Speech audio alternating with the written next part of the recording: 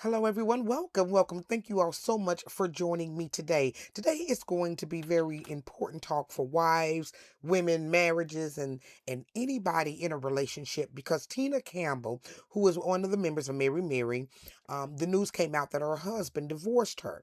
And it's come out that they had been separated for quite a time.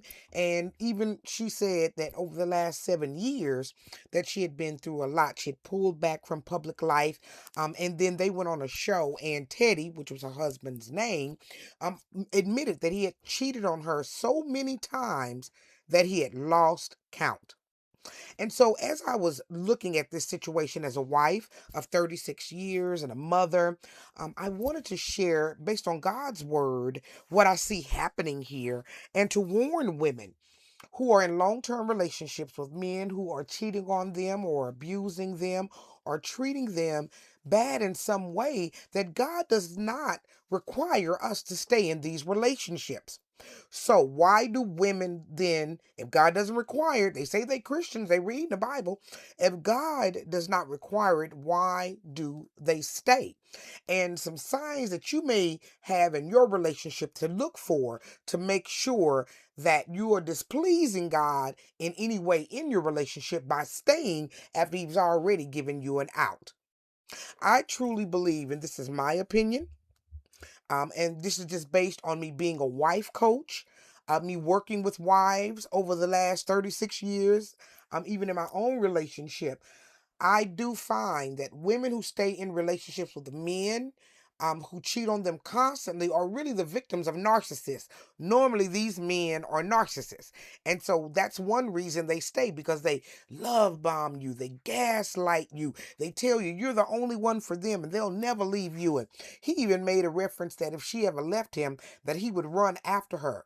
Well, he proved that to be untrue because he the one who divorced her. So, narcissists are definitely one of the reasons women stay because they're being hoodwinked and bamboozled by this man who is lying. But another reason they quiet their lying eyes and shut off their lying ears, in other words, they ignore what they see and ignore what they hear, is because they are engaging in idol worship. You see, idol worship is different than being obedient to God and looking at this relationship soberly and trusting God that if you leave this relationship, you're going to still make it. That you don't have to stay in a relationship with a man who is abusing you, who is cheating on you and embarrassing you on a worldwide stage, unless you have made an idol of him. And we see it over and over again with women, especially who've been married for a long time, over 40, over 50 years old. They really stay in these relationships, 20, 30 years, even when this man is doing stuff. So, how do we know that we may have caused something or put something up on a pedestal and we have begun to idolize it? So let's go with number one, thinking about that thing all the time, 24 hours a day. As soon as you wake up, the person is on your mind. As soon as you go to bed, the person is on your mind. Everything that you do, every yes you say, is contingent on if this man is happy or if this woman is happy. So thinking about the person all the time. Number two, they dictate your self esteem. Oh, as soon as he or she says I look good, I feel good. But as soon as he or she says I don't, then I feel bad. If they are dictating how you feel from day to day, you may be engaging in idol worship. Number three, your life literally revolves around that person. Now, in marriage, it's easy to have lives that revolve around one another. But when there is no space for you, to be happy, when there is no space for you to do what you like to do. Maybe you like to jump rope and he likes to skate. And so, do you ever get a chance to jump rope or do you always have to go skating? So, does your life revolve completely around them? Do you fear if y'all broke up that you would be completely empty. Your life would be completely empty without this person. Now, mind you, this person is abusing you. They are cheating on you, lying on you, dragging your name through the mud, cheating on you with your friends and your cousins. But you feel like that you would have an empty life without them. You may be engaging in idol worship. You perceive them as perfect. So in your mind, you say, oh, I know he cheating, and I know she cheating, I know they doing all of these things, but look at me. I'm too short, I'm too tall, I'm too fat, I'm too skinny, I can't cook, I cook too well. We can always find things wrong with us, but when we are finding things wrong with us to justify someone else hurting us, then we may be engaging in idol worship.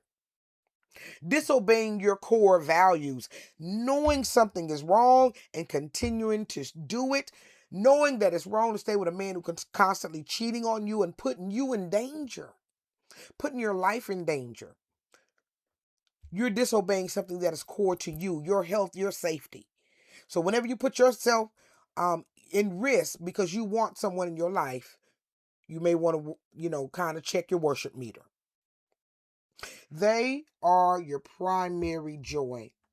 Nothing makes you happier until that person is happy. It doesn't even matter what's going on in the world. As long as he got a smile on his face, or as long as she has a smile on her face, nothing else matters.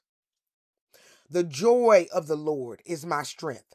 So no man, no woman can ever bring you joy. The joy can only come through a relationship with Jesus Christ.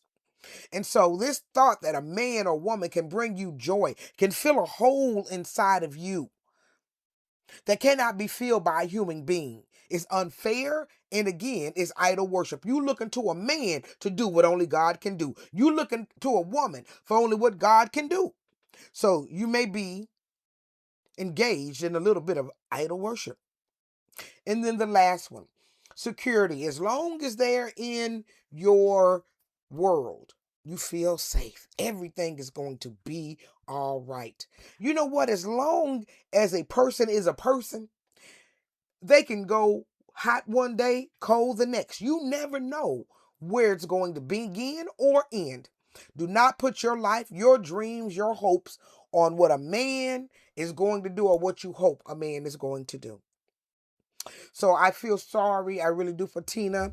Met her personally a couple of times. My daughter is a singer. She's opened for Mary. And it is just sad to see this happen to the family. But for you, men and women who are out there listening, just to this short talk, I just wanted to come by and just warn you. Make sure that you are not engaging in idol worship in your relationship. 1 Corinthians 10 and 14 says, therefore, my beloved, flee from idolatry. If you are idol worshiping right now, flee from it as fast as you can.